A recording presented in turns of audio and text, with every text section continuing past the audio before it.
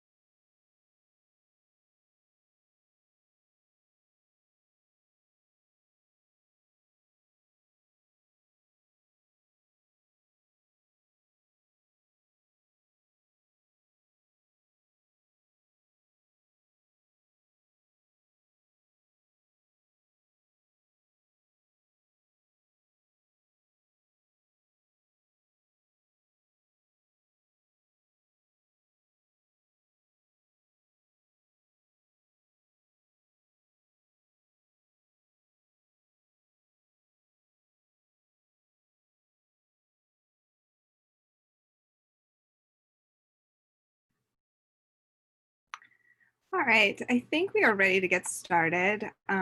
We have a very full agenda, so we won't wait any longer, but I'm sure people will keep arriving. Hi, everyone. Welcome to the combined November-December Lents Neighborhood Association meeting. My name is Sabina. My pronouns are she or they. I am the chair of the Neighborhood Association, and I will be the facilitator of the meeting tonight. In just a moment, I'm going to introduce the agenda and the rest of the board members, and we would love it if everybody introduced themselves. But first, I just wanted to let you know a couple of things for how to engage and participate tonight. So I will start with our participation agreements. Let me put them up on the screen.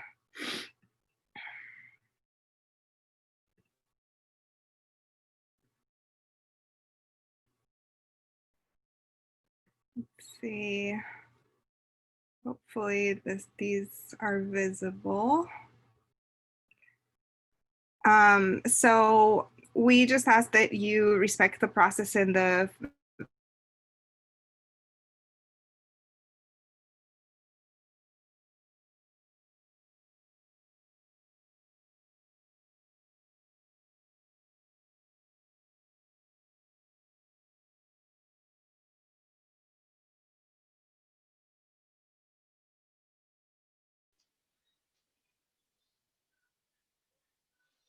Hey Sabina, did you go out there? It seems like we did lose Sabina. Okay. I'll try to text her and let her know that she's out really quick.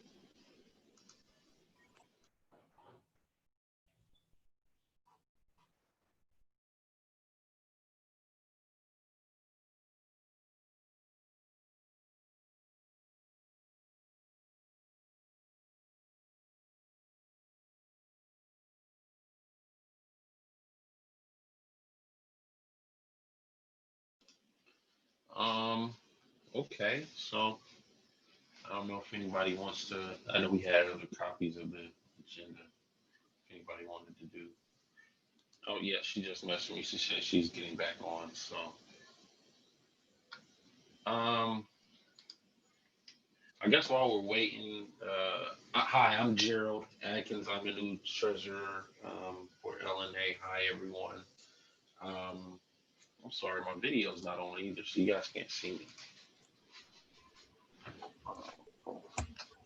But I guess while we're waiting for her, I can do the finance report. I think that was part of the last part, but it's just quick 5 minutes. So I don't know. Maybe I'll just get it out the way now if anybody's okay with that.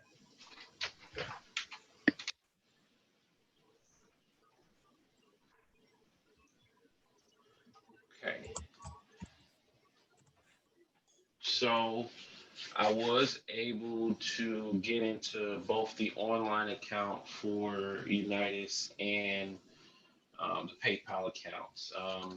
As of December 8th, today, 2020, we have a total account balance of $2,970.48. There is one pending credit from PayPal of 42.79 that will reach the savings in about 3 days, and that's from QR donations from the city cleanup. Um, there are several pending payments totaling in $1,497.17, including a waste management cleaning fee of $915.62. We had paid for two ASL interpreters for the mayoral Q&A for Sarah Enarone and Mayor Ted Wheeler. Those were 75 apiece. Reimbursements to Ben for the registry secretary of state. I think that was the last meeting. Ben, I'll have that out to you soon, probably tomorrow. Um, Reimbursements to Jen for cleanup supplies. I have copies of those receipts along with your check, and we'll get that out to you tomorrow. For Natalie for voting stickers for the LNA elections, that was $35. And lastly, from Morgan Carpenter, who just completed the Zoom yearly subscription of $149.90. So that was the total of all of those pending payments, which I specifically just wrote up. All of them are check form. I made copies and everything. Once those pending credits and payments clear, it should be about $1,516.10 left in the balance. There are also two invoices that I've created for Mayor Ted Wheeler and Sarah Enarone for their offices of $50 each. And after talking to Sabina and Morgan, kind of, they let me know that these were approved invoices that they told us that we could build them for parts of those two ASL interpreters. As of now, the only reoccurring fees we have are card fees, $4 each month. Um, we talked about last time the PGE bills; those were the last payment was made, so we are up to date on those accounts. But I don't think we finalized if we're going to keep those open. Um, and just a really quick 30-day, because since I've been here for about a month here, November, we've had just four other transactions, two deposits of 33.55 and 35.83 each, along with subsequent withdrawals of the same amounts. Again, I don't know exactly what those are for, but just to keep you guys updated on what's going on. Um, yeah, I think that's all I had. If anybody has any questions, any concerns moving forward, let me know. And I guess that's all. Thank you, Gerald. I apologize. I had technical difficulties and got dropped off, but thank you for jumping in and doing the treasurer's report. No problem.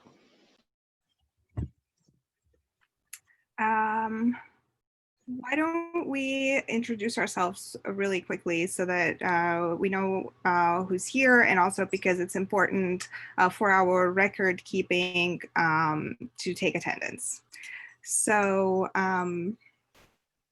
let's see, and then okay, the meeting's being recorded also for our record keeping, and Morgan is taking notes, and those will be available for review on the website in the next few days. So with that, I'm just going to call on people to introduce yourselves, and if you are a board member, please identify yourself. I'm just going to go in the order of the people how I have you all on my screen. Jason. Okay, hey everybody, I'm Jason Bird. I am a LNA at-large board member and a member of this community, living in the neighborhood for about 13 years. And yeah, good to see everybody here tonight. Thanks. Thank you, Jason. Bill.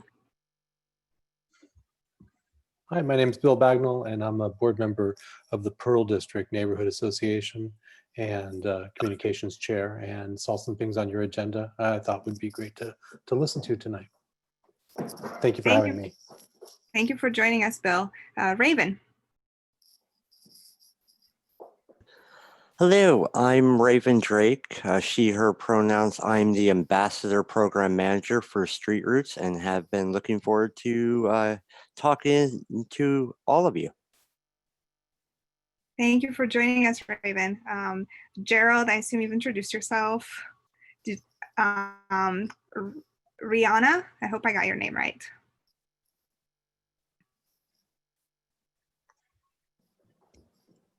You'll have to unmute yourself so that there we go. I had to find it on my phone. Yeah, I'm Rihanna Sperling. I'm a Lents neighborhood person. Awesome. Great to see you tonight. Nicole. Hi, I'm Nicole Williams. My pronouns are she, her, and I am one of the new board members in an at-large position. Thank you. Robyn. Hello, my name is Robyn Burek. My pronouns are she, her, and I'm the program manager for Portland Street Response.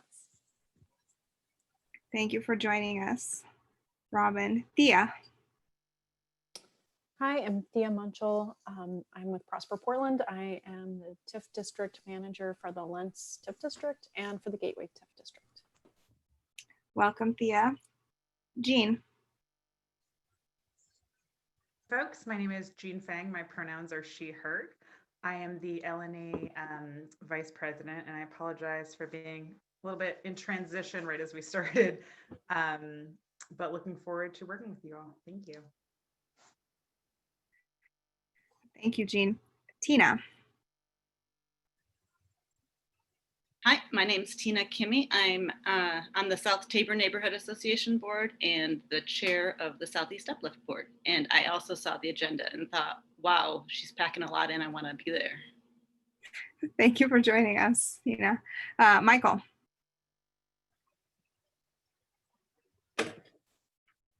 Hello, I'm Michael, community member. Thank you for joining us. Katie. Hi, I'm Katie, and I am a at-large board member, and I've lived in the neighborhood for 6 years. Thank you, Katie. Robert.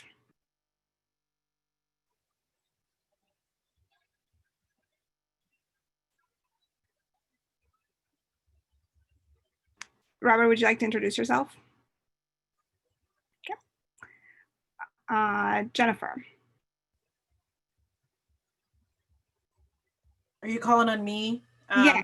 Okay, I put it as Jen, so I wasn't for sure. Yes. Hi, everyone. I am Jennifer, and I've lived in the Lents neighborhood for over 15 years, and I am the land use chair for the LNA. Thank you, Jennifer. Natalie.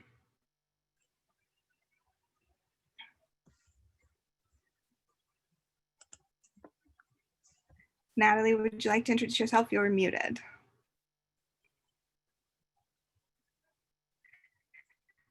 Hi, I'm Natalie sorry. is I'm in the middle our of new cooking. public safety. Oh, Sorry, I was in the no middle. worries.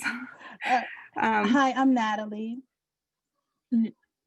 I'm new here as well. My family and I have lived in the Lents neighborhood for a little over 2 years now.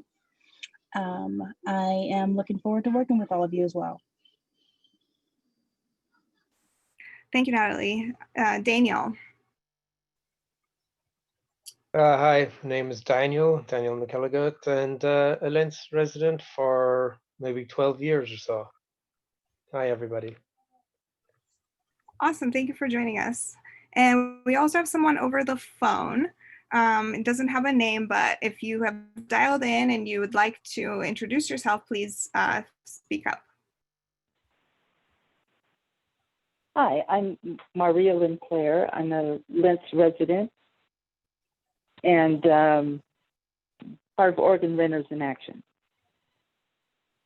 Awesome. Well, it's great to have you all, and it's great to see so many smiling faces. I definitely miss our meetings in person, but I'm thankful that we still found a way to gather despite the current restrictions. With that, I'm going to read just the territory acknowledgement, because even though we're not meeting in person, we're meeting digitally, we still feel like it's important to read the territory acknowledgement. And I would say, because I'm having technical difficulties, if for some reason I get kicked off again, to go ahead and go on to the next, to the first presentation on our agenda, which is Thea with Prosper Portland. With that, I will say that the Lents Neighborhood Association respectfully acknowledges that we are on traditional village sites of Multnomah, Wasco, Cowlitz, Cathlamet, Clackamas, Bands of Chinook, Tualatin, Kalapuya, Molalla, and many other tribes who made their homes along the Columbia River, creating communities and summer encampments to harvest and use the plentiful natural resources of the area. It's important to recognize that the languages and cultures that belong to people who are here for thousands of years still exist here today, even though there are a few signs of that. There are currently 70 to 80,000 Native Americans in the Portland metro area. Our intent with reading this statement is to recognize that all events we are having are on Native land. We hope to build on this statement, both in terms of conversations to increase visibility for the Native community and accountability for white people, as well as to explore concrete actions we can take to disrupt and dismantle colonialism beyond this territory acknowledgement. So with that, I'm going to kick off our first presentation of the night. It's from Prosper Portland. Tia is here to talk to us about the status of the Lents Commons project. We have first signed lease, I believe, and an update on the 92nd and Herald project. Sure, thank you, Sabina, and thank you everyone. I don't have a grand presentation and I really probably won't fill 15 minutes, so I will cede that time to Street Response, which I think is a really great program coming out to Lents. So my updates are just really that we're continuing to work on advancing 92H. That's a project with Palindrome at 92nd and Herald. It looks like we're still hoping for having development on that site begin in September of 2021. But it's really unclear right now still all of the impacts that COVID may have on project timelines. So it's just uncertain to say anything really other than we're looking at end of the year next year. And as we continue to advance the project, we'll be sure to keep you updated. But there have been no significant changes to the project to date. It is still consists of two phases in partnership with Palindrome, and then a third phase, which would be in partnership with PHB. The first phase is scheduled to be late next year, and then 2 to 3 years after that, we would expect the phase 2 part of the project to begin. And PHB has not yet identified a timeline for their project. And then news at Lens Commons, as Sabina indicated, we do have our first signed lease in the space. We have a longtime resident of the Lens community who is looking to open a yoga studio that would serve the community of Lens. So we're very excited about that we signed a lease with her just a few weeks back, and we're working with architects now to finalize her design of the space. And you know, we'd be hopeful to have that space occupied and open by summer of next year. We have also been working with BDS to get permits to build out 2 of the spaces within the building. So we believe the building can accommodate 4 to 5 businesses. And so at the same time, we've been in negotiation with the yoga studio. We've been working to get permits for 2 other spaces within the building so that we could have an occupancy permit within the spaces, and we could advance programming with the community in those spaces, and also hope to turn them into operating businesses in a faster timeline. One of the things we noticed while working through this, which may solely be COVID related, but we did have a very long permitting process to get through. So we're super happy that we are doing that on our project's timeline and not a small business timeline. But we were ready to submit for permit maybe a week before COVID struck, and then the permit center was shut down. So we were waiting many months until the permit center reopened, and then going through the process. It's just on an extended timeline due to COVID and the way BDS is working right now under those restraints. So we're excited. There should be work starting on those spaces early next year, so beginning 2021. And we hope to have those completed spring of next year, where we can start to do some programming with community in those spaces. We also have a new broker, so you'll begin to see some more advertising for the spaces. We have recruited a Filipino woman broker to represent our spaces, and she's got a deep roots with different ethnic chambers of commerce and the different small business networks like MISO, and we're really excited to have her on board to start marketing the spaces with us. I think those are my updates, Sabina. If anyone has questions, I'm happy to take some.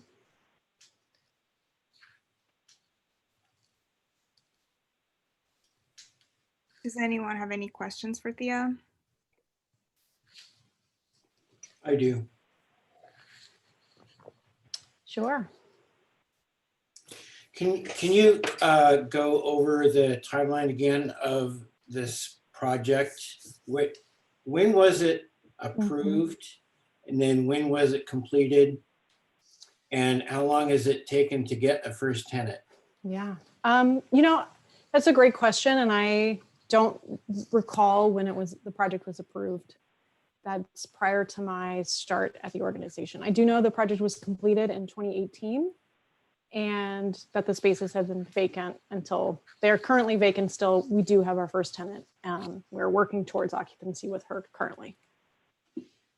And who's Palindrome? Palindrome is a developer who developed Oliver Station.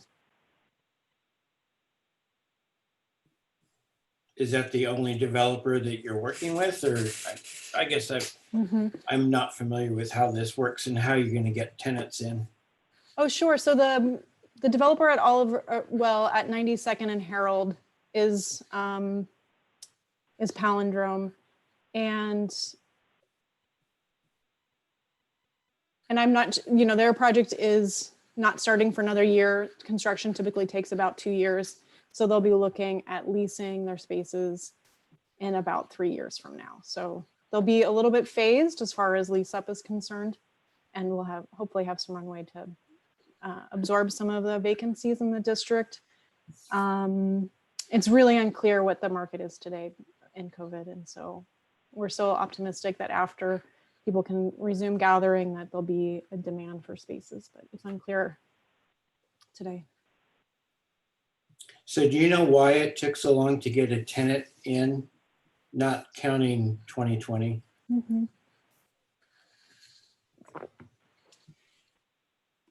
I think that this has been a new opportunity within Prosper Portland, the Affordable Commercial Tenant Program, and we've been learning a lot of lessons, and we've been applying what we've been learning and repositioning this property to better attract the tenants that you're looking for. So I hope that, I'm a new project manager. I started this project a year ago. We moved right away into advancing warm shell work that was drastically slowed to COVID. And I'm really optimistic that with this new strategy, we'll have tenants coming sooner. And I cannot really speak to why it's taken so long. Okay. Thank you. Thank you. I see Jennifer had her hand up. Jennifer? Yeah, I just had a question about the yoga studio in relation to the governor's orders, with it being a gym, and what that means for the tenancy and for Prosper Portland. Yeah, well, the design work and the permitting and building out of her space is likely to take another, let's say, 3 to 6 months at least. So we're optimistic that by mid to late next year, there'll be a lot more in place as far as vaccines and managing life in COVID.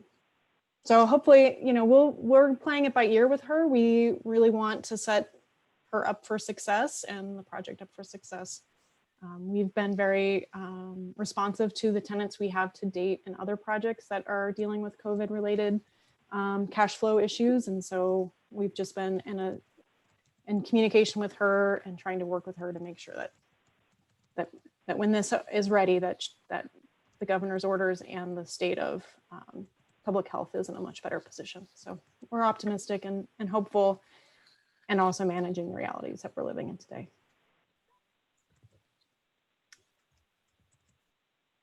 Thank you. I see Jason has his hand up. Jason, did you have a question? Yeah, quick question. Did you say that the construction is going to start in September 2021 for the 92nd Herald project? We're, that's the original project timeline.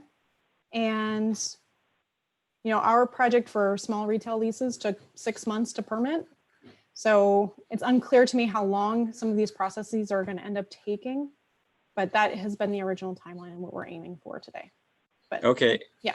Oh, thanks. Yeah, and I remember when this initial planning was going on, there was a lot of work with the community to kind of get an idea of what kind of spaces people wanted. And I feel like there was maybe 4, I think it was commercial and residential and community space and maybe something else, but I can't remember. Yeah, so part of the agreement that we're worked out with the developer is to ensure an ongoing space for the Portland or the Lents International Farmers Market. So that is something that we should be coming and presenting our update on that design and how that's going to be implemented. We also worked in an agreement for the Lents tool library, the tool library with Green Lents. So those are 2 pieces that I can recall that we incorporated from community feedback into the project. Okay, thank you.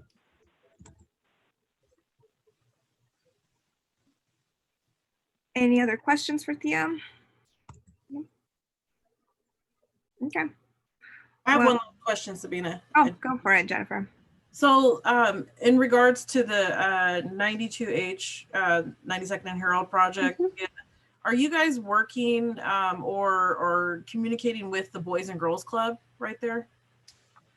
That's a really good question. I don't know the status of that. I'll make sure I follow up. Since we don't have, it's not starting tomorrow, we have a little bit of time. I'm not sure what state the communication is, but it's a good flag. Thank you.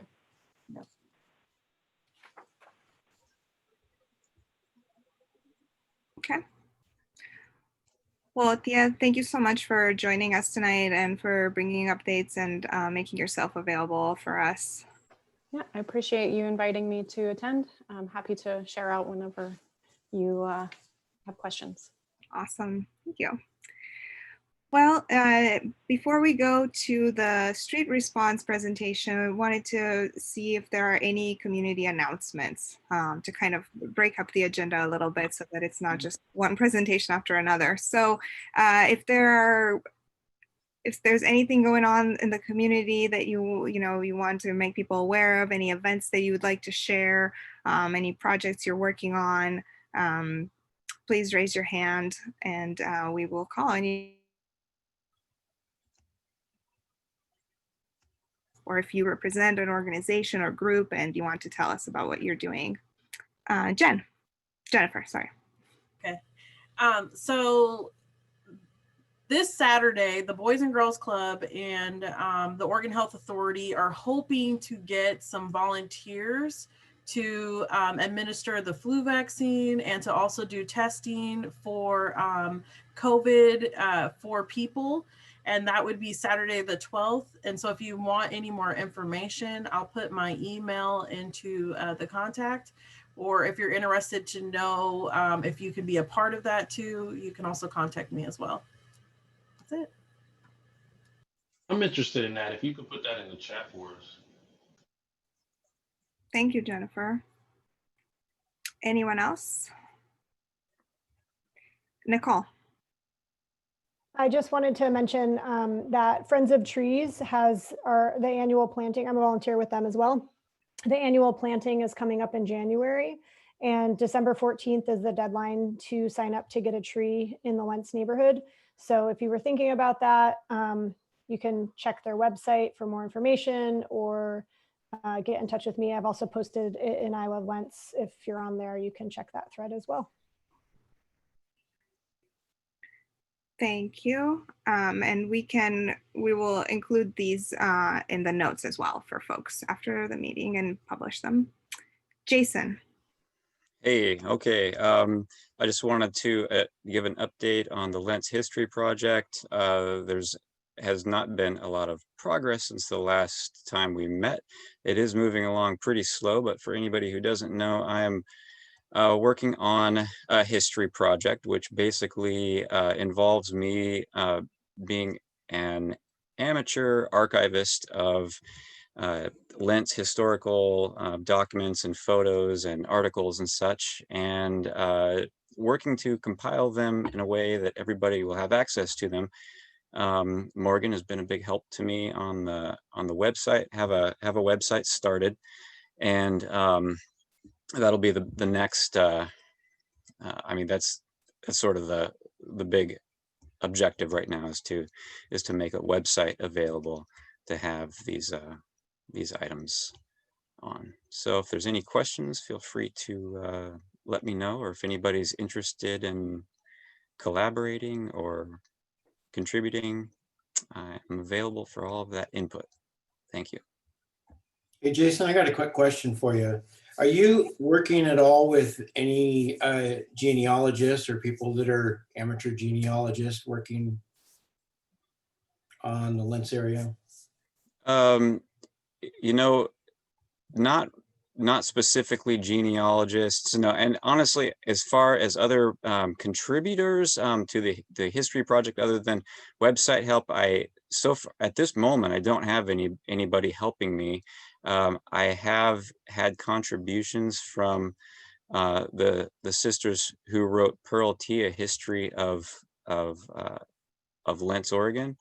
If you're familiar with that book, that's available at the library. It's Penny Gray and Judy. Anyway, I'm sorry, fumbling on their names really bad right now, but and then also Ray Heights, who is probably the most well-known person in town, who is like a Lents or true Lents historian, but I have not been able to get a hold of him for months. I don't know if he even still lives here anymore, but I've tried. So if anybody knows of his whereabouts, tell him I'm looking for him. Well, maybe we can connect offline, because I do a lot of genealogy research, and it might be an interesting connection between the properties and the businesses that were here, and then track down the family members and maybe who's still around. That sounds great, Michael. I'd appreciate any help. Thank you. Okay, I don't see any more hands up. And just so you know, sometimes like if people just put their hand up like this, I might not see you because there's 2 pages of people. So if anyone sees that I missed someone, please speak up. But there's also the raise your hand function in the chat. I will bring an update from East Portland Collective, which is a Lents-based group. We are resuming programming for December and January and beyond.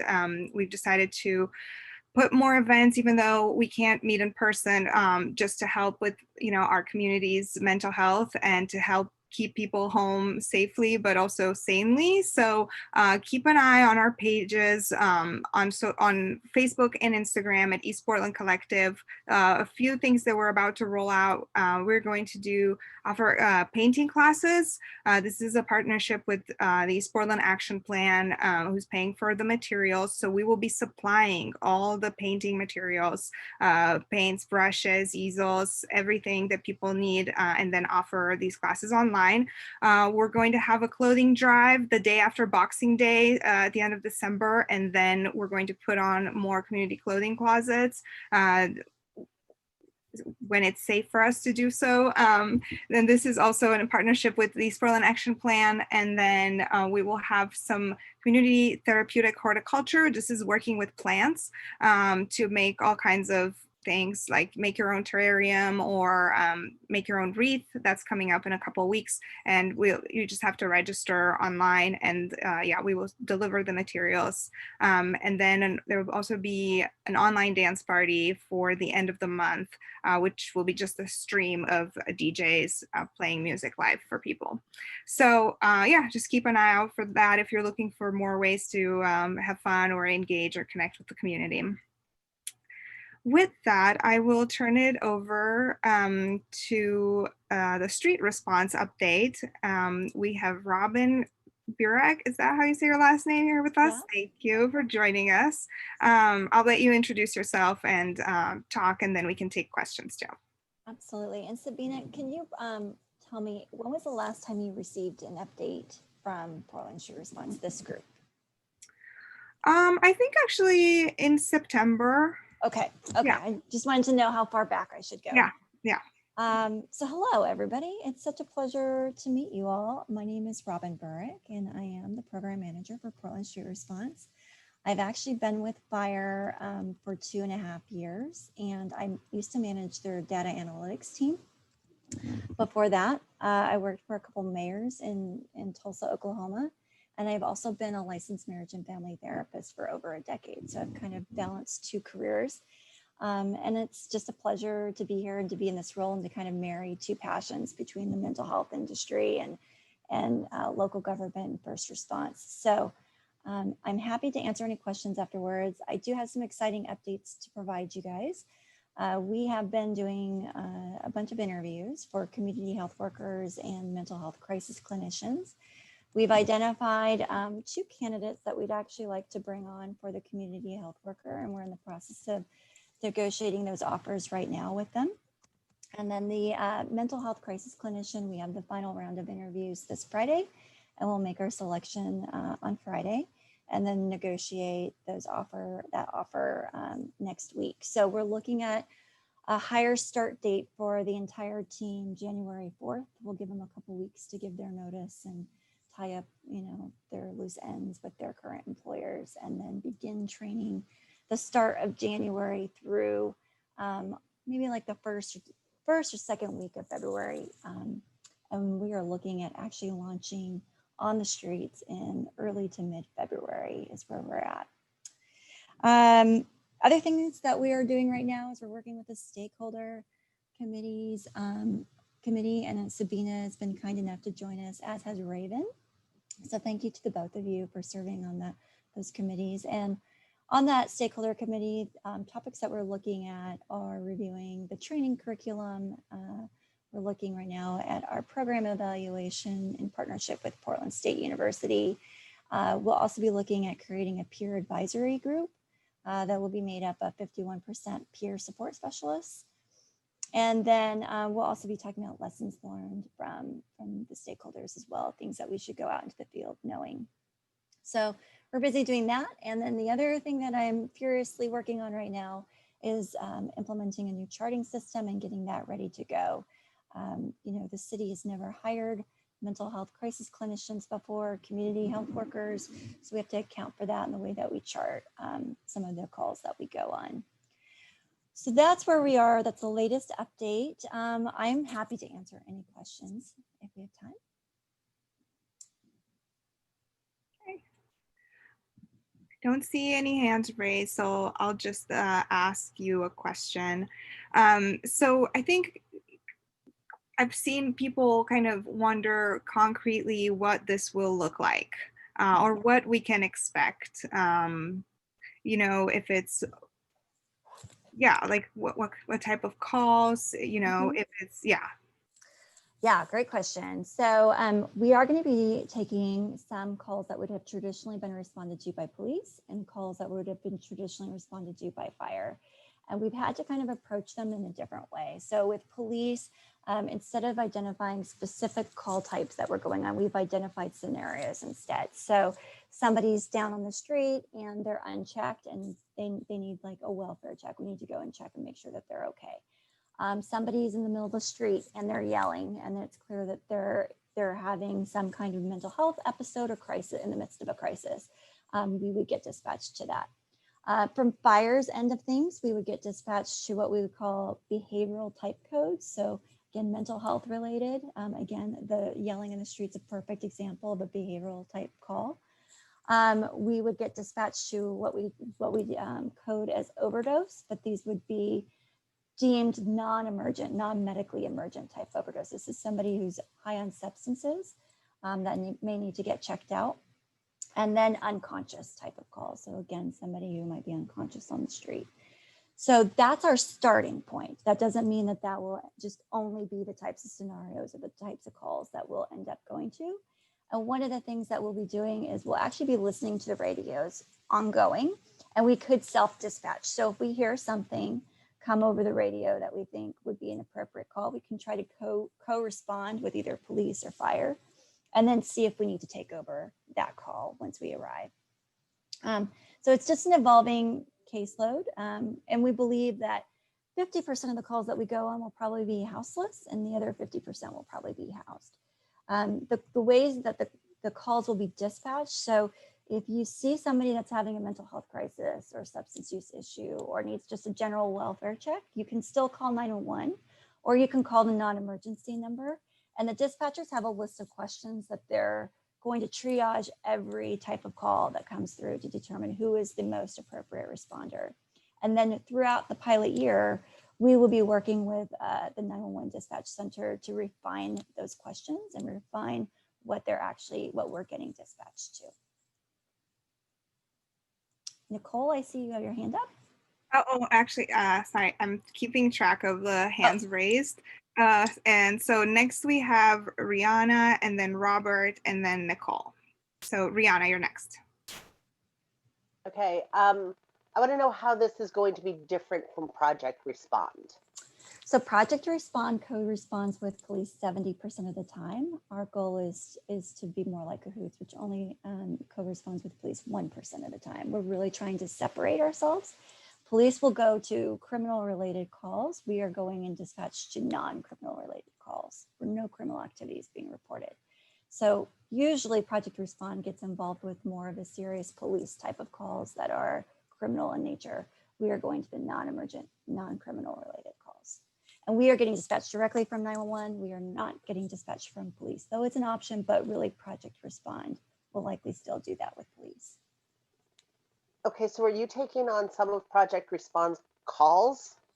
No, I don't think there's going to be an overlap, honestly. I mean, we could, if we needed their assistance, we could ask for their assistance, or if they want our assistance, they could ask for our assistance. But I still there are the types of calls that we're responding to. Okay, so next we have Robert, then Nicole, and then Jason. Robert. Hi, Robyn. So this project was modeled off Cahoots. Mhm. Rollout, it was only really using one or two elements of Cahoots, so the copy wasn't a very good one. So when you start to talk about stakeholders, obviously Street Roots was a big push for this, but then you start talking about connecting to like neighborhood association people, and to me that's a huge drift away from truly engaged, active, like faith-based community that's offering services regularly to the people on the street, that is regularly impacted by the brawls that happen around distribution locations, etc. So I was curious if you guys have chosen to expand the copy of what Cahoots offers, because one of their fundamentals is how connected to many stakeholders they are. So I was curious what that looks like with you guys. Well, I guess I'm a little confused. So you're saying that we're not connected to stakeholders because I'm here at a neighborhood association meeting? Is that what you're?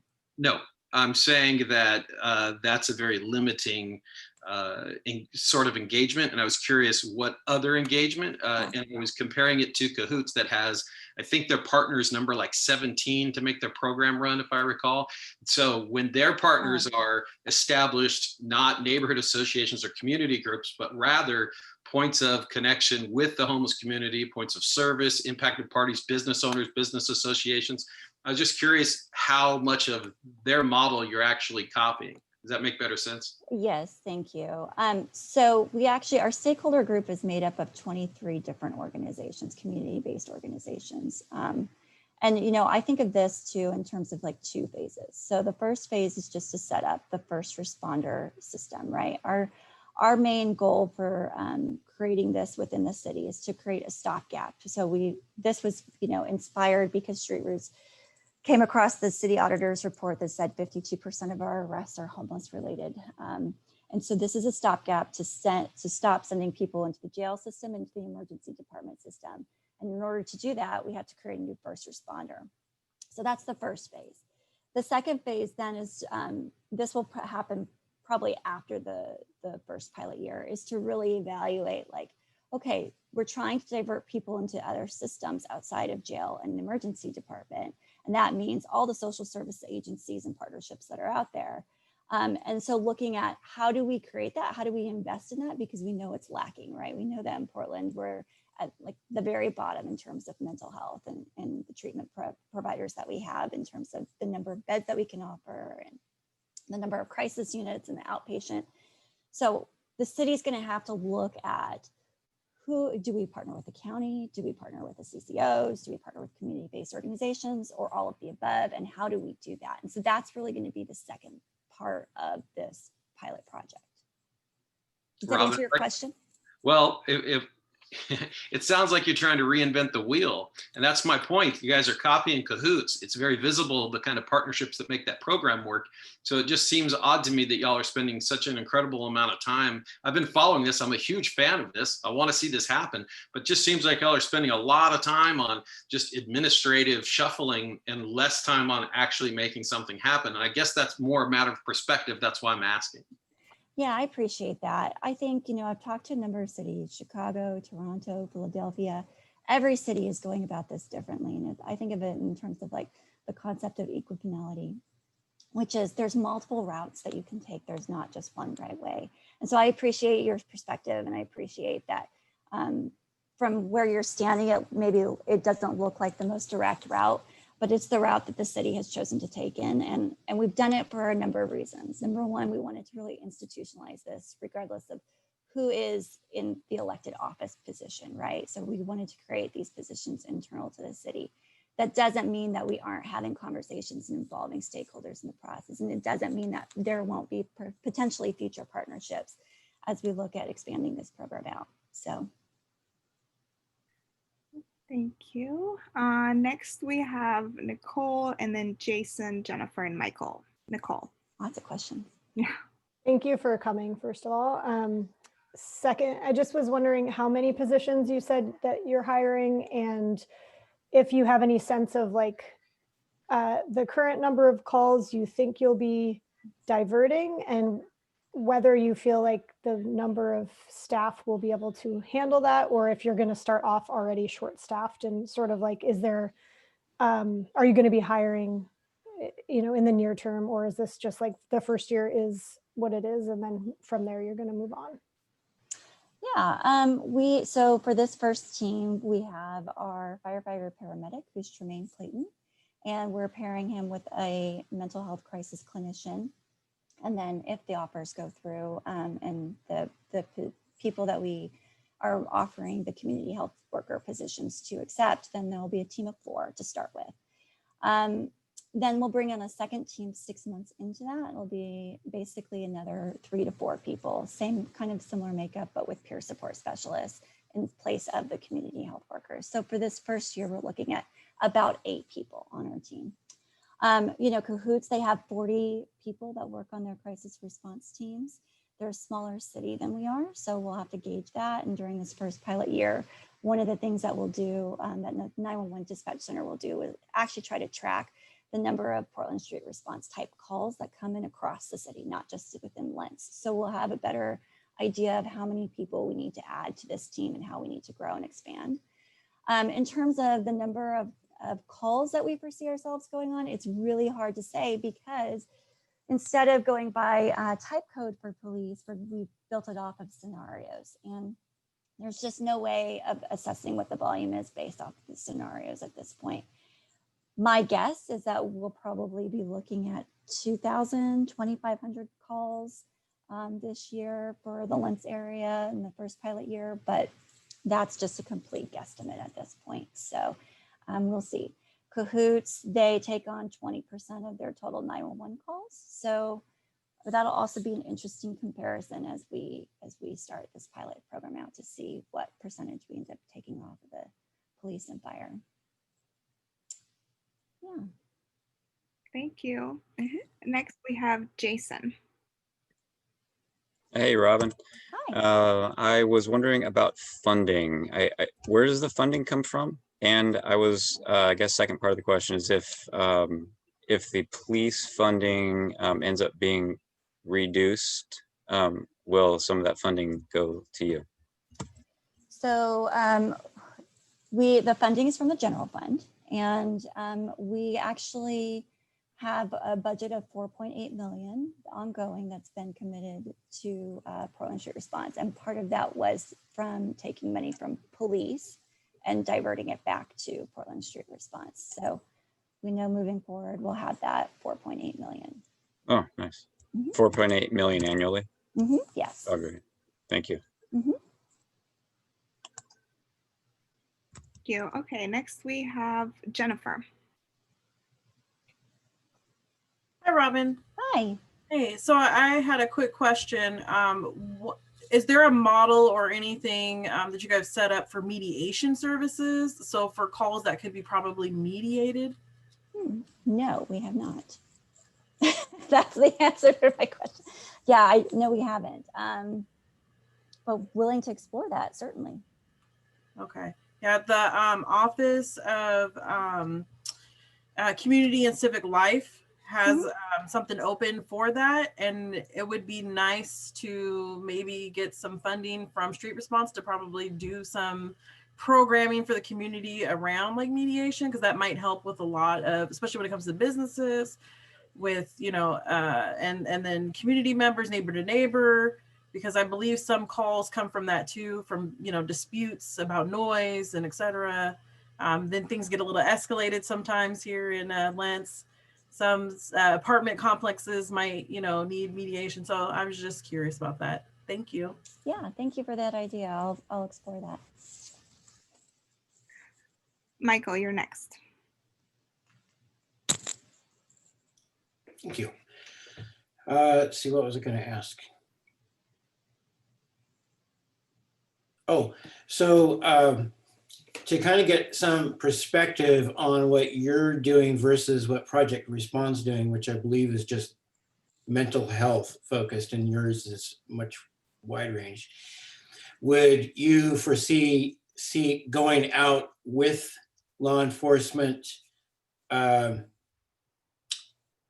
proactively, like this morning when they were out doing the evictions on North Mississippi, and they dealt with a lot of homeless people, and then it ended up being a protest and blocking off streets and stuff like that. Is that something that you would foresee going out with them to kind of stave off the crisis? No, that's not really on our radar. And I was talking to Cahoots last week about something similar where, you know, maybe a business owner calls the police to have somebody removed from their property. And Cahoots, if they're around, you know, and the business owner pulls them to the side, they will give that person kind of a heads up, but they're not going to ever ask that person to leave. That's not Cahoots' role, to try to move people along. So I think it's a little bit of a risky game, because part of what we're trying to do is really build trust and rapport. And I think anytime that you're going and trying to work with police to move somebody along, then you kind of change what your role becomes and how you're seen by the community.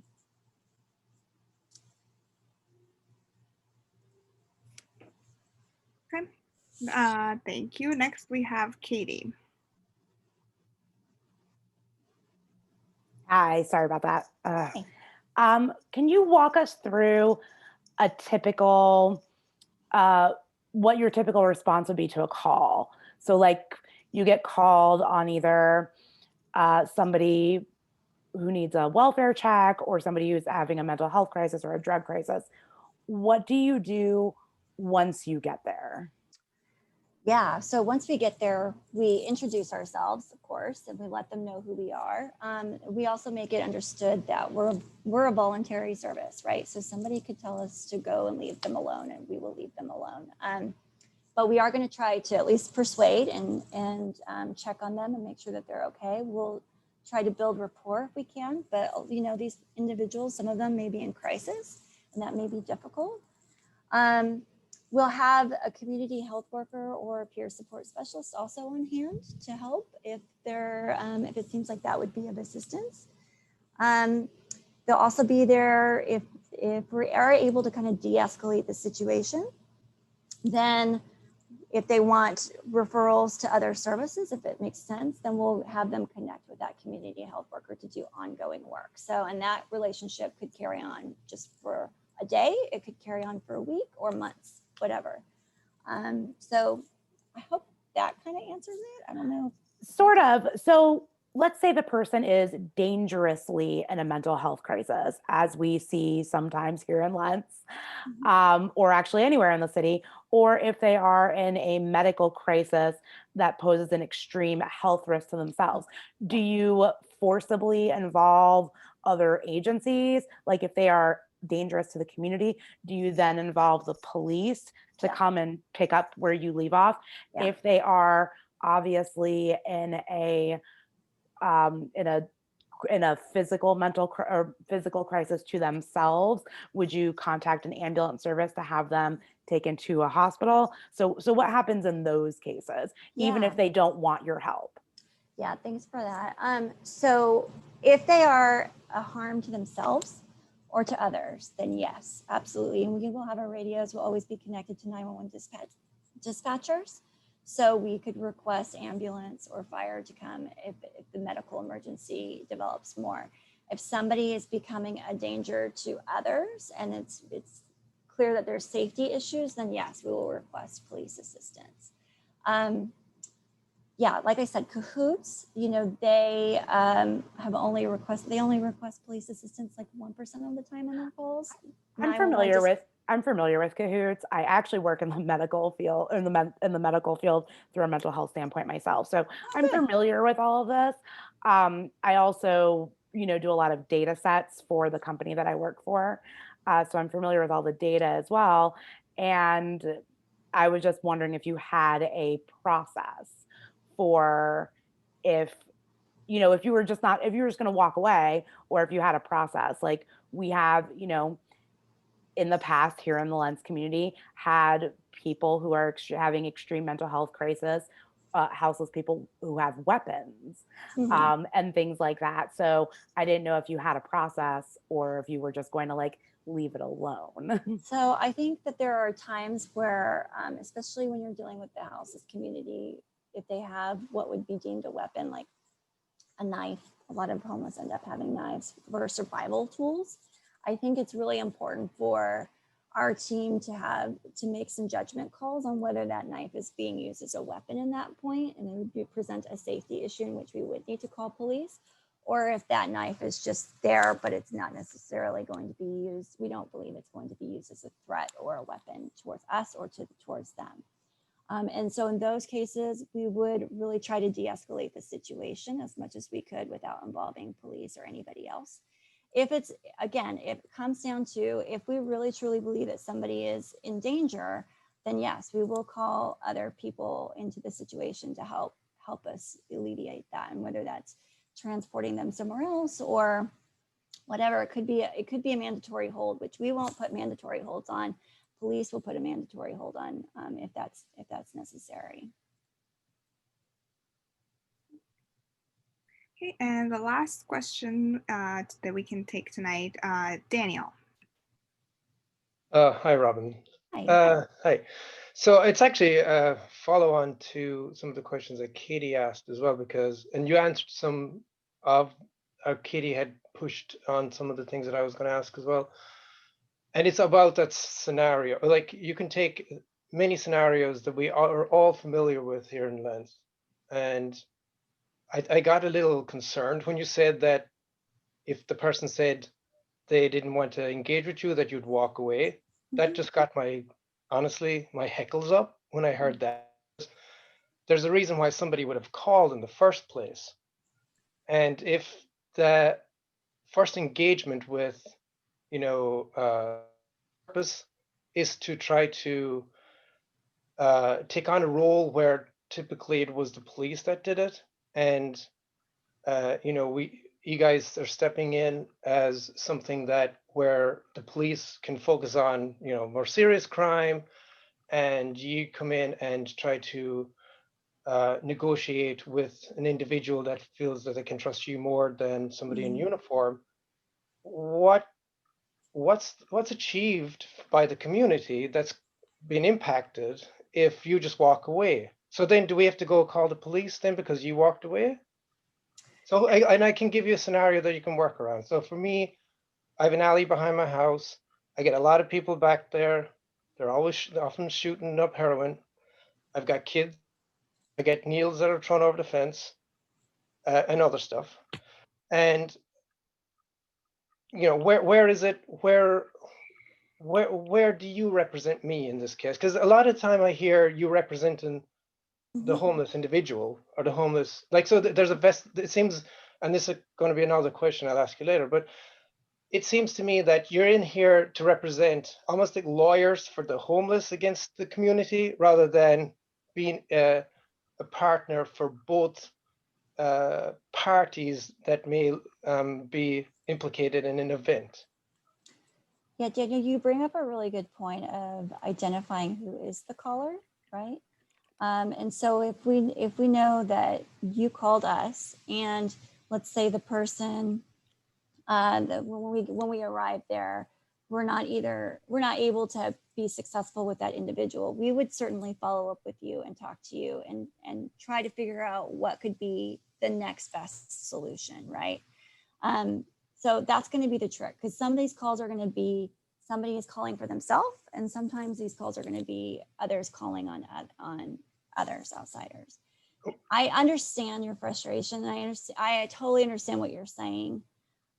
It's a tricky situation in that you're trying to balance this role where you are trying to build trust with the community, but you also have two different community members who need two different outcomes. And so we will be approaching individuals with substance use with a harm reduction approach. So maybe the solution is that we could convince them, we can offer to take them somewhere else if they would be willing to do that. We can transport them away from the back alley where you are.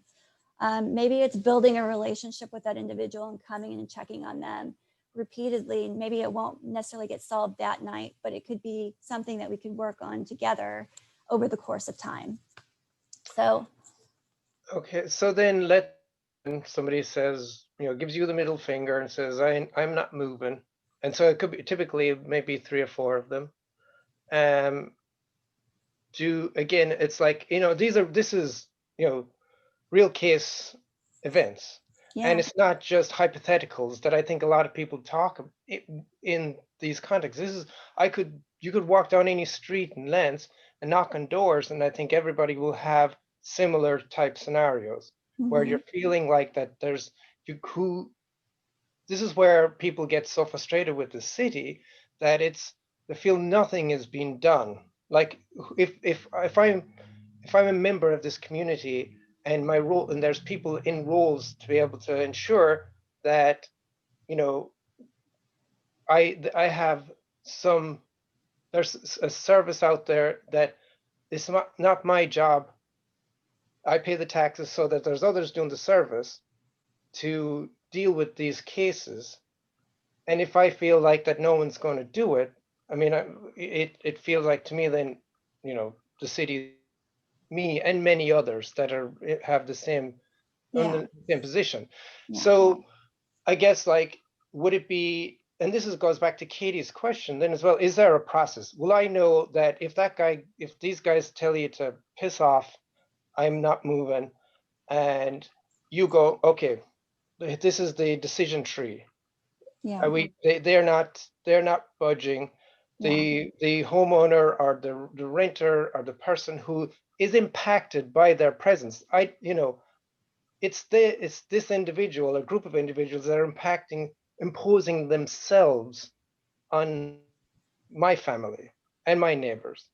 I'm not imposing ourselves on them. They're imposing themselves on us. So it's not like as if they're 50-50 here. This is a choice made by other. I can't pick my house up and move it around. So if they choose to shoot up behind my fence, it's not that I can't just go pick my fence up and my house and move so they can stay where they are. It's them imposing themselves on us. And so again, it's that I'd like to hear that it's not that the partners that you talked about earlier, that Robert had asked a question about the partners, and you said something like 23 partners working with you on it. I would like to know who they are, who their partners are, because my gut is telling me, without having seen the list, that probably 20 of those are probably all people or groups that are advocates for the homeless community and not advocates for people who are impacted by the homeless community. And I don't know, I'd love if you could tell me that I was wrong, because I'd love to know that there was an even keel.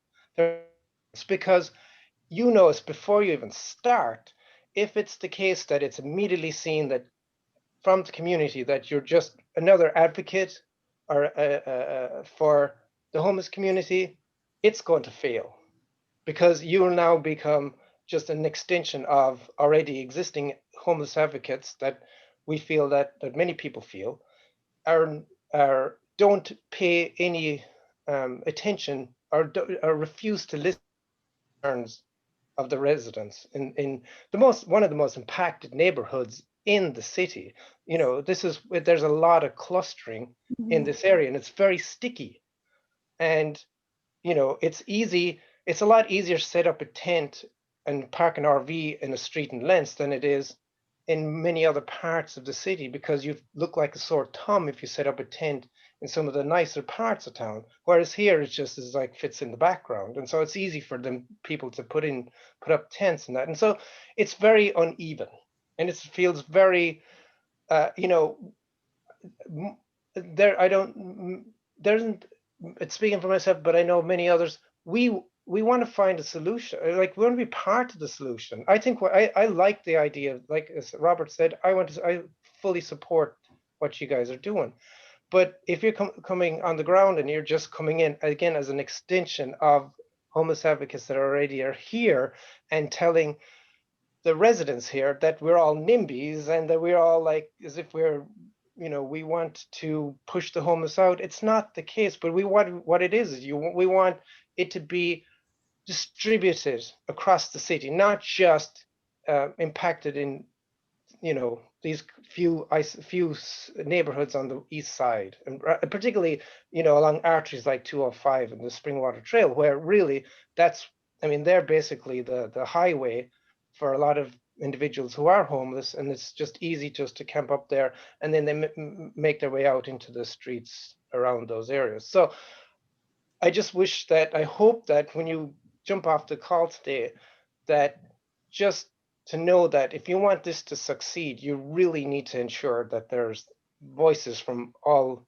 perspectives and not just the homeless advocate perspective. Thank you. Well, folks, this is all the time that we had for this discussion. Robyn, thank you for coming tonight, and thank you to everyone from your program who has been engaging with our community quite a bit over the last year. You all have accepted every invite every time, and I know that there's more to come and more conversations to be had, and we went a little over time, but I know that a lot of folks came tonight specifically for this. I know it's a topic that's very important to our community. So thank you. Thank you so much for coming. And thank you to all of you who have asked questions. Next, we have a presentation or a conversation with Robyn Burek from Street Roots. It's a topic that actually ties in very well into this discussion that we just had. But before I turn it over to Robyn, I just wanted to tell you all what's coming after that. Just adjusting the agenda a little bit because we went over time, but like I said, this seemed like an opportunity worthwhile taking, like really having this conversation that people were so interested in. So Katie's going to give an update, is going to introduce a new committee that we have, an educational outreach committee. And Jennifer is going to give a short report on the dumpster cleanup that we had at the beginning of October. We were the only neighborhood association in the city of Portland to be able to organize a cleanup like that during the pandemic. And a lot of people have reached out with questions about how we did it. And so Jennifer's put together a short report for us. And then we will approve the minutes from the October general meeting. So with that, I will turn it over to Robyn, who's here to introduce herself and the ambassador program of Street Roots. And Robyn will probably be joining us again. So tonight is mostly an introduction and a chance to ask questions. Yeah, thank you. I've been looking forward to speaking to your group. I'm Robyn Burek. I'm the ambassador program manager. I think to understand my position would be to understand the history. The ambassador program is the evolutionary next step of our action team that took place during COVID to hand out kits and supplies all across Portland to our unhoused neighbors. And we now see a need to step to the next level of outreach and advocacy, to better train and educate ourselves in de-escalation, trauma-informed communication, equity. And we desire to take these skills and in a want to help other communities along with ourselves out into work with multiple partners, whether that be government agencies that are doing outreach or other nonprofits, faith-based groups, community, neighborhood associations and neighborhood districts, and whoever we can assist. Our vendors have the ability to walk in and out amongst all the houseless individuals in your area. Portland Street Response that we're a big supporter of. I heard some of your concerns with the communication side of it. And I really think that's an area at which my ambassadors could kind of step in on some of them very low end calls to do continued kind of peer support and outreach to these people, to be in and around the neighborhood, to advocate for things that are needed within the neighborhood. We want to advocate and have discussions equally, no matter your status, housed or unhoused, business owner, or whatever it is within the Lents community. we're prioritizing equity and inclusion across those conversations. And so to that end, we want to moderate them and give equal time and space to each group as we discuss issues. We know a lot of these discussions happen in your community every single day, and we acknowledge that, and we simply want to show up and be able to help you forge closer connections with the unhoused community within your area to start to hopefully making a difference in the moderation of that conversation so that we can start to move forward with developing as a community. We're in the process of launching now, much like Portland Street Response. I'm looking for an early to mid-February launch of the ambassador program and to start getting them on the ground. And so I just really wanted to give a basic overview of the program that's coming. There's a lot of different parts to it. It's going to start with the advocacy and outreach, which is phase 1. Phase 2 is going to start an ambitious training program and working in coalition with other organizations in a mobile journalism program to tell news from the street more correctly and to give people on the street a bigger voice, to work on bettering communication on ourselves and with other partners, to advocate for better communication out of government entities, with and on the behalf of multiple partner groups and neighborhood associations. And so it's really taking form. We want to, it's 2020 and we've been around for 20 years, and we identified in ourselves that we're ready and capable now of making the next evolutionary step with our outreach and advocacy and bringing more hope and help to partners that we hope to find throughout the city. And so I won't bore you with any more details. As Sabina said, I plan to be around a lot more and communicate. I'm looking for, as we get close to launching with the first group of ambassadors, of going out and meeting and greeting people on the street and in the neighborhood, getting a real feel for what's happening and ways that we could assist you in any way we could. And with that, I'll open it up to questions. Thank you, Raven.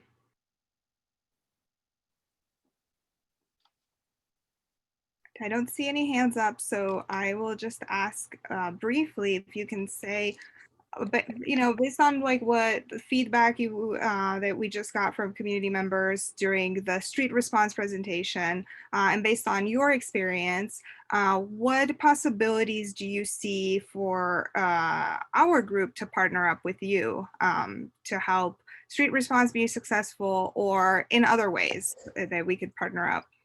That is a great question. So a lot that directly lines up with what we want to bring into communities to help that I heard in a lot of the questions were the discussion of, if someone tells Portland Street Response to go away, what's the next step? And we endeavor to be in the community and be doing outreach work and communication work, working on those lines of communication that could sometimes be bad, especially between the two major groups of housed residents and unhoused residents.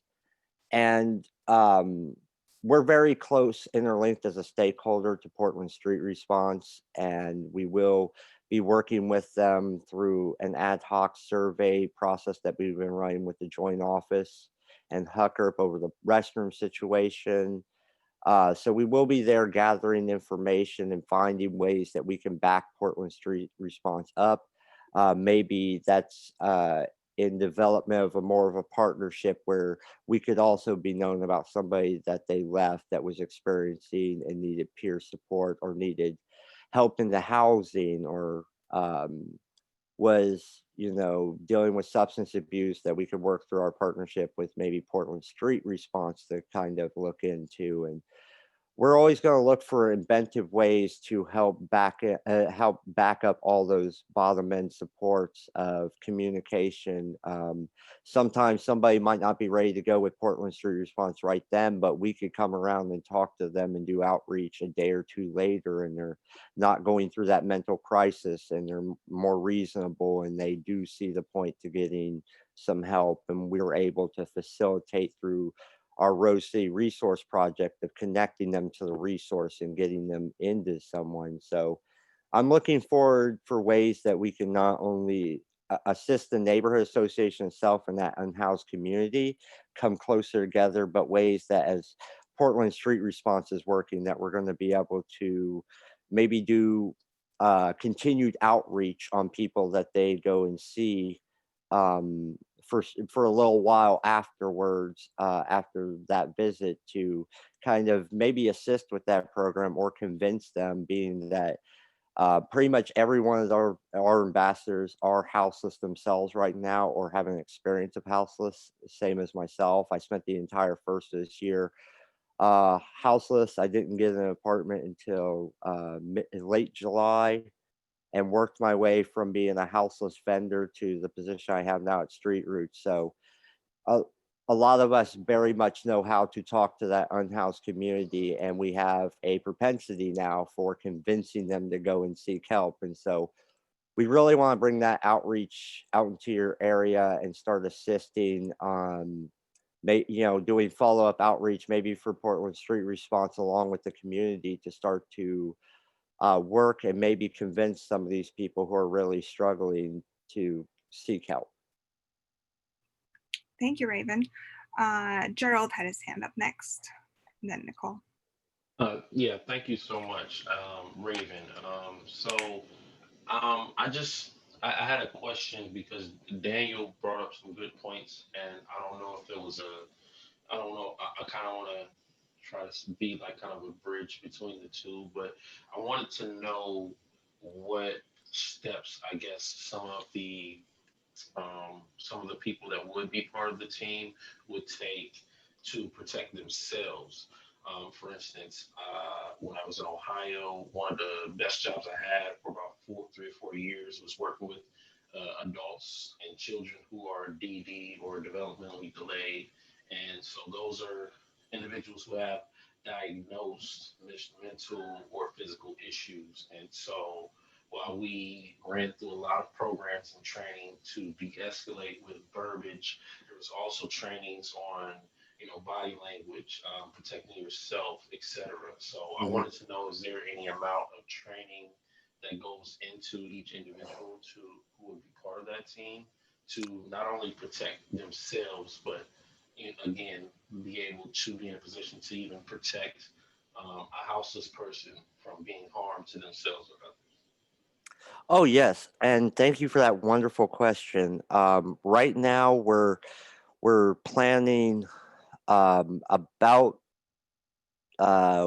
over the first 2 months of a little over 25 hours of initial training, and then there will be continuing training throughout the life of them as an ambassador. I believe we never stop learning new techniques and new ways of dealing with the world.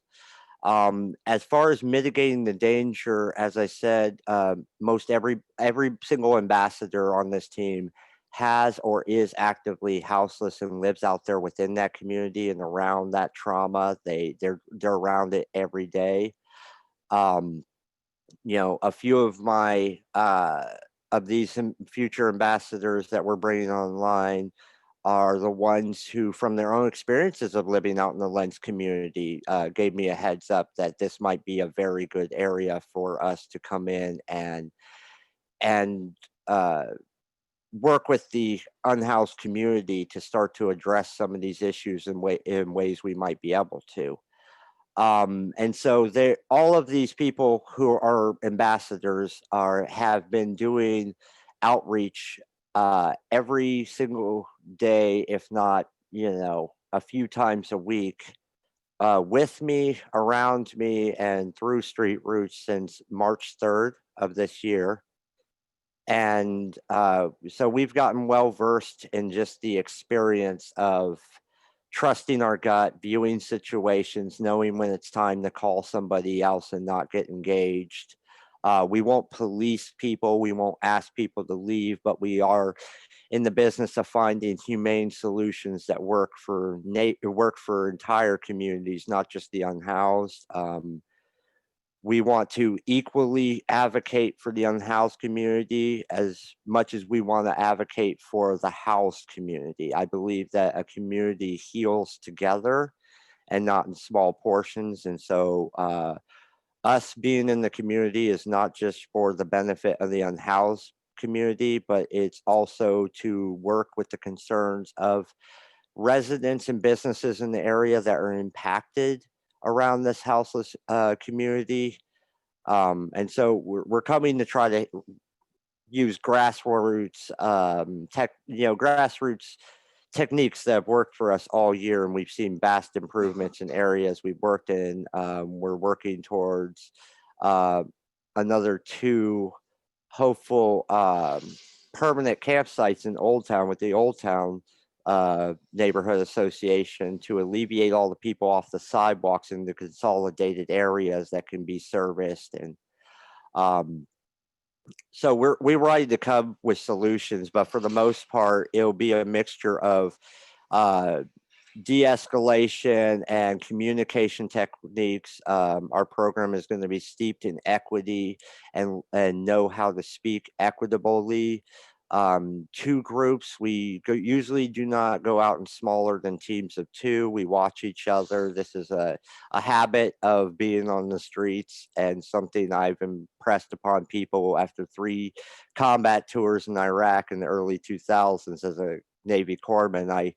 We built it like imagine a small military unit to where we have orders and we work towards missions and we work with people for solutions, and everybody brings everybody home. And we want to go out to communities and deal with both sides of the community in the same thing. When we see people hurting, whether housed or unhoused, we're going to want to approach you and talk about resources and talk about what we can do to help.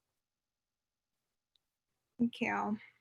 Okay, we have quite a few hands up and waiting, but we are very much over time. And like I said, Raven will be coming back, and yes. We will continue this conversation for sure. So if if people could actually just email you those questions, and I would love to come back to the next meeting and actually then address all the questions that are still out there. Yeah, or Raven, if you'd like to put. Yeah, I'll put my email in and people can send me questions directly. I would love to answer them and then share with people who are interested a overview of the program in more entirety to give people more background on what we're trying to bring into the community and help with. And it will be like a buffet. This massive program, you don't have to, it's not something where a partner will have to say, okay, I'm going to work with you now, I have to deal with all of this. We're going to bring a lot of resources to bear with what we're doing in communication and outreach. And we want you to pick the things that are pertinent to your situation and neighborhood. So if communication's high in your neighborhood, then you don't need that, but the outreach, and so each partnership will be tailor-made. I hope to be back many times and really kind of build that out with everyone here and find ways that we can be more impactful. Thank you so much, Raven. I really appreciate it. I'm personally really interested in the de-escalation training, so we will definitely have you back. Great. So now we're going to have Katie introduce you. All of these things that are coming up now are each going to take about a couple minutes. So this is going to be quick. Katie will introduce us to the new LNA Educational Outreach Committee. Katie. Hi. So really quick, we started at the last board meeting, which was in November. November, yes. Sorry, everything's kind of running together for me right now. We started an educational outreach community so we can, as a neighborhood association, be apprised and be good advocates for the families that attend the various schools here in Lents. So we can also, facilitate discussions between various schools and the various school districts. And that's pretty much all we have going on at this point. I have not really done a whole lot with it as the chair of this committee. And I probably won't be until just after Christmas because everything in my life is super crazy this time of year.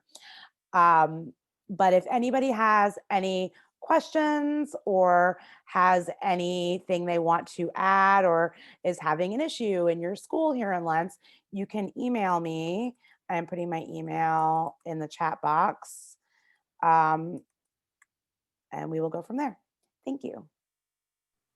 Thank you, Katie. Next, we have Jennifer with a short report on the cleanup that we did on October 3rd, the waste collection event.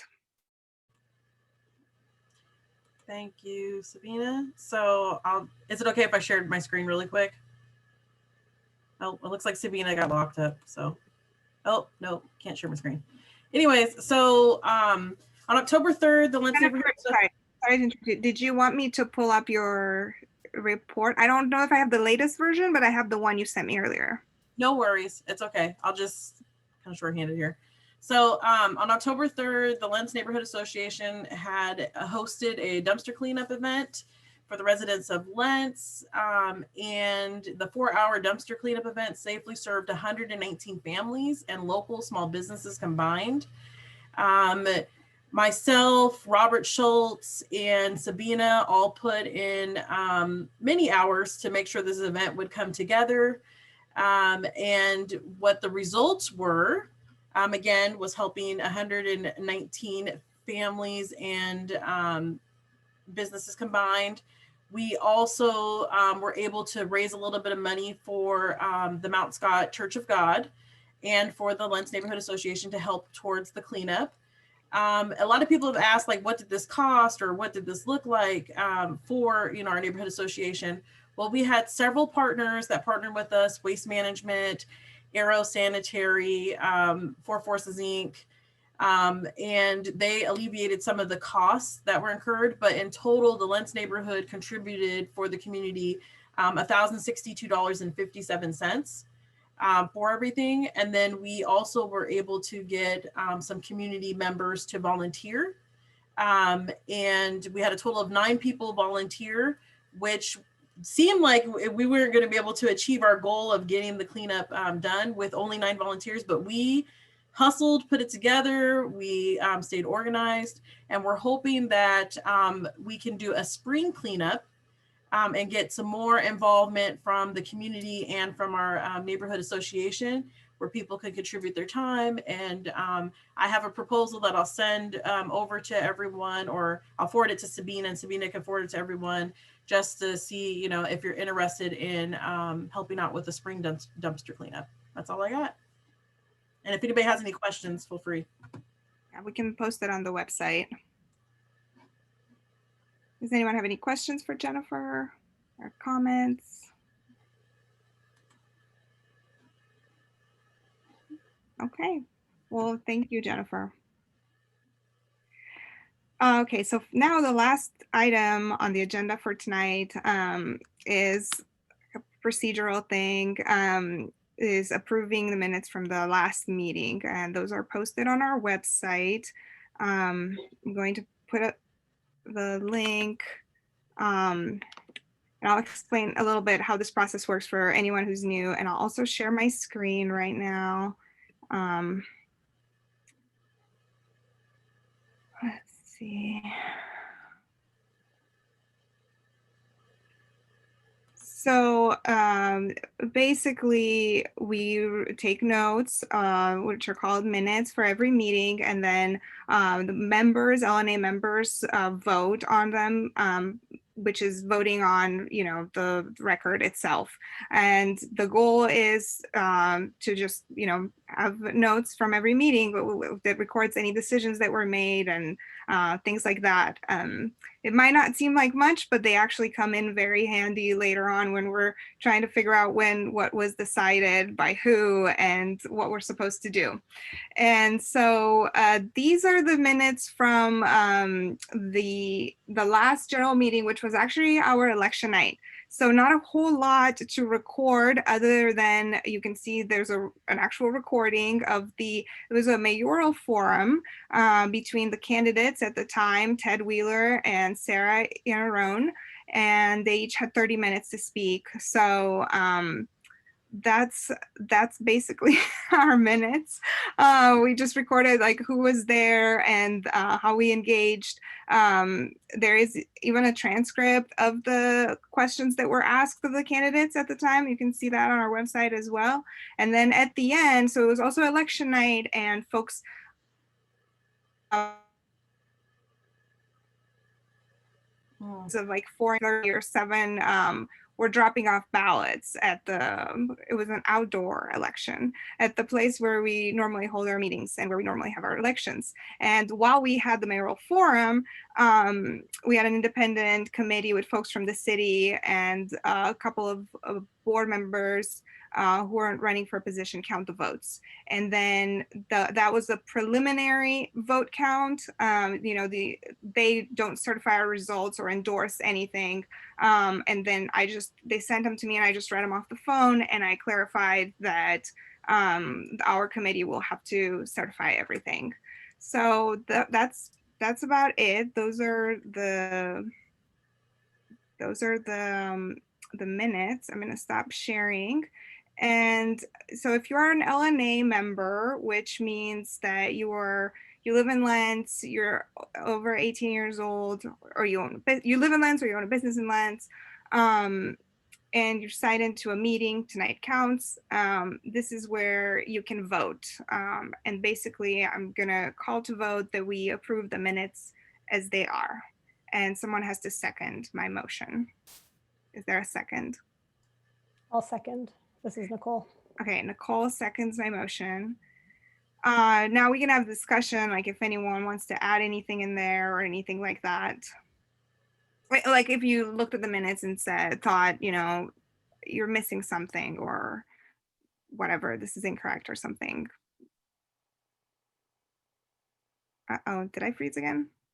No. Okay, it's working. That actually looks very detailed. I want to credit Morgan. That looks really good. You would have been my best friend in high school.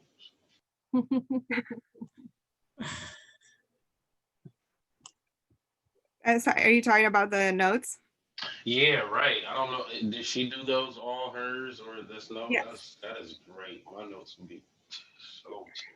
Yeah. And that wasn't even a whole lot to record from that night, but if you check out the minutes from the last board meeting that we had, there's about 4 pages and they're very detailed and very on point. Okay. So very excited to have Morgan as our new secretary. Right. I love numbers, but words, wow.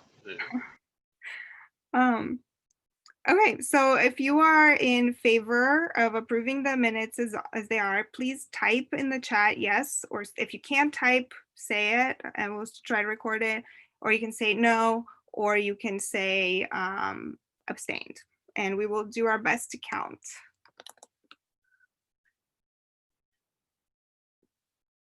Okay. So are folks still voting, or I see we've got some responses. Is anyone who hasn't voted having trouble voting for some reason? Like, is everyone able to type? So going to count. There's 1, 2, 3, 4, 5, 6, 7, 8, 10 yeses. 1 no.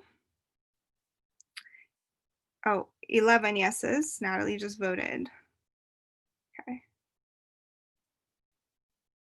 And The rest are abstentions.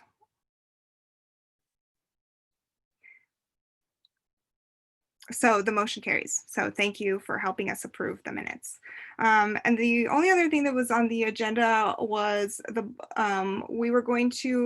the board wants to introduce a survey to the community to learn how we can best serve you in the next year. But we haven't all had a chance to review it yet. So I'm not going to introduce it tonight, but keep an eye out for it on our website. And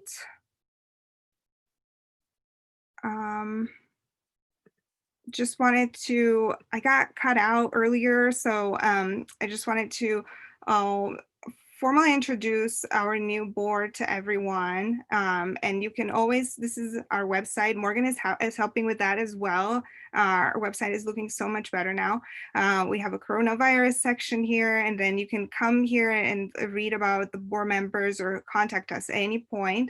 But here's our board for 2020-2021. Gerald Adkins is our new treasurer. Natalie Adkins is our public safety chair. Jason Bird at large 1 year. Jennifer Breedlove is finishing her term as land use chair. Morgan Carpenter is our new secretary. Jean Fang is our new vice chair. Katie Penna is an at-large board member. Nicole is a new at-large board member, and I am finishing up the last year of my second term. So with that, this is all I had for tonight. If anyone has anything else to say, if any public comments or anything like that, feel free to jump in. Otherwise, we will adjourn the meeting.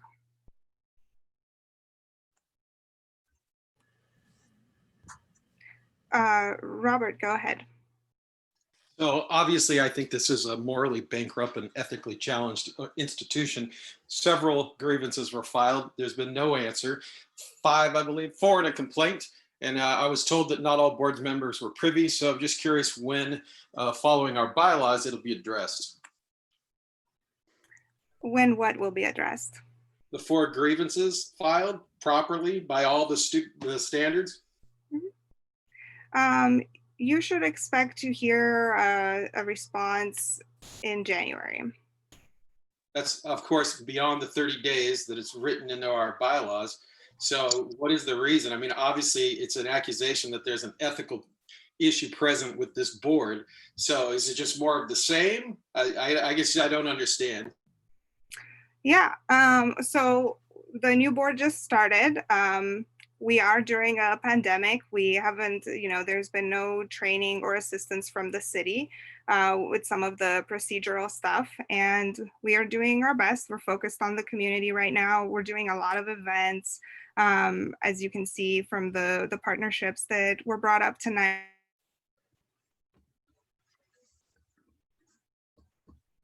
As well, but we're doing our best. Yeah, and I guess that just pales in the face of the unethical actions, the fiduciary negligence, and just the general corrupt nature that the board has functioned as. And it's a stain that I believe stains all when it's continued to be ignored and dismissed, especially when terms like equity and inclusion are being bandied about, when in fact it's entirely counter to things that's happened. And so, yeah, new board, I get that. I get the excuse you've crafted that it's COVID. I get that. And yet it continues to persist that people are being treated unfairly. And it just seems wrong. And all board members should take note because they now bear part of the moral debt that kind of abuse to the community causes. Yeah, I respect that you have found some ethical questions. We obviously don't believe that we've done anything wrong, but we will address your grievances. And that tonight is not the time or place for that, but you'll hear from us. Anyone else? Yeah, I wanted to say something. A treasurer's report, financial report was supposed to be released tonight. We were asking about that since June 2019, and we were wondering what the status of the LNA Treasury is. The other thing that's going on is that we're finding that the Lents neighborhood at Gmail address is not responsive or selectively responsive. And we would like to suggest that there be a board at Lents neighborhood Gmail so that all the board members can access email. Right now, as far as we know, there's only one person who accesses the Lents neighborhood Gmail, and that is a chairperson. And then the other email that's given through the city is again the chairperson, and that's not being responsive. There was also a request that the ballots be inspected because it's not clear to us how there could be write-in candidates when there was no blank on the ballot form that we saw. So we don't know, and the ballots had to be retained for 60 days. I made 3 requests. I haven't gotten a response for that. And the 60 days will run out on December 26th. So we need to arrange that as well too. That's it. Okay, thank you. I'll do my best to address everything you said. So our treasurer did present a report at the start of this meeting. I don't know if you were here for that, but it will be recorded in the minutes as well. There is also a yearly financial report that I believe is what you're referring to. And we have Ben Kogan, who is in our finance committee, who is working on that. I can assure you our board members have actually been putting in a lot of hours since the new board was put in October. We've had many meetings. We've gone to the credit union. We've had to transfer all the documents. Gerald's been putting in hours, and we are just in transition between the former chair, the former treasurer and the new treasurer, and Gerald is working to get Ben everything that he needs to finish up that report, and that should be published any day now. Let's see, the ballots. So the ballots are kept, and we will, there's a process for how those can be shown. My understanding from talking to the district coalition office is that you have to go through them and they will support that service to you. I do not know about the timeline. I do not speak for them, but as far as I know, they are not in their working out of their offices right now. So I don't know what their procedure I just wanted to remind the safety protocols and all that. That the Treasury though was since June 2019 that we've been. So since I missed the beginning, because according to the agenda, the Treasurer's report was supposed to be at the end. How much is left in the bank account right now? There were $12,000 in 2017. So how much is left in the bank account now? Since the report was given at the beginning, we should know how much. Yeah. Gerald, would you like to answer that question? Just very brief. Before he answers that, Sabina, can I just add, can that just be posted online? We are like a nonprofit. Can we just not just post that online? What? Our information about our bank information and have it in a document available for those who want to see it online, and then I'll give Gerald some time. And that I have a I'm sorry, I didn't mean to cut you off. No, go ahead, Gerald. I have a PDF of everything that I've done for the report that I gave at the top of the meeting here, and I also have statements from the bank account, as well as receipts and check copies, etc., which I'm still organizing right now. But if a person is requesting that information or whatnot, I believe it is being recorded. So it'll be part of the minutes as well as being recorded on video, and I could provide them a copy of the PDF if they would like. Okay. And then as far as the emails, we haven't heard of that being an issue. I assume this is Joanne. We looked into your concern about emails not going through them. You may have activated some sort of Morgan can better explain this. Morgan, are you still on? About what may have happened if some emails are not going through or if they're bouncing. Yeah, so hi, I'm Morgan, the secretary. So I've been dealing with the Lents neighborhood at gmail.com email since I took the secretary position, and It is, first of all, it was a big, it had a lot of spam and it was very difficult to navigate. So I had to go in there and kind of clean it out and figure out what we were looking at. I assure you, everyone has access to the email should they want it. There is not just one person who has it. The concerns about the website, if you are getting something that says that you're tripping spam, there is a spam blocker on the website, and it might indicate that you have some sort of malware. So I would definitely get that checked out. I have tested it on several different browsers and different devices, and I've had no problem sending anything through the contact page on the website. So yeah, the neighborhood association email is looking a lot better now. It was practically unusable, quite frankly, but now it's better. It was a lot of work to get it this way. So bear with us while we figure it out, but yeah, the bulk of the work has been done. But I wasn't sending it through the, I only sent one email through the website. The other I've been sending to the generic Lents Neighborhood at Gmail through my personal email, and Sabina Lents NA at Gmail, CC'd to the city, and they don't understand why nobody's replying to me either. So that's all I'm going to say about it, but it just needs to be brought up, like Robert is saying as well too. Yeah, I saw the last email that you sent, and I've actually started composing a lengthy reply to it, but I was getting Morgan's assistance with it too, with this part that she just talked about. So we will send that to you in the next couple of days, and we'll take it from there. Okay, thank you. Mm-hmm.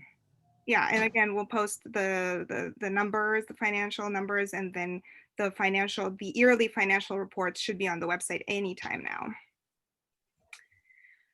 Well, with that, we will conclude the meeting. Thank you so much, everyone, for showing up tonight. And wow.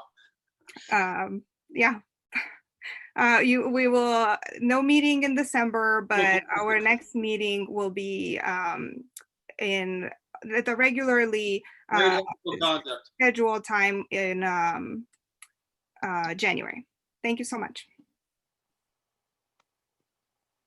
Thanks for hosting, Sabina. Thanks, Sabina. Yeah, thank you everyone. Have a good night. Thanks, Sabina. Have a good night. Good night.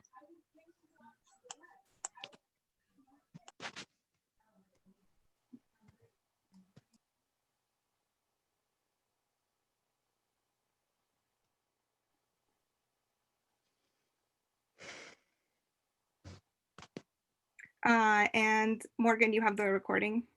Yep. Okay, awesome. Okay, well, I'm going to close this. Oh, wait, first, let me just save the chat.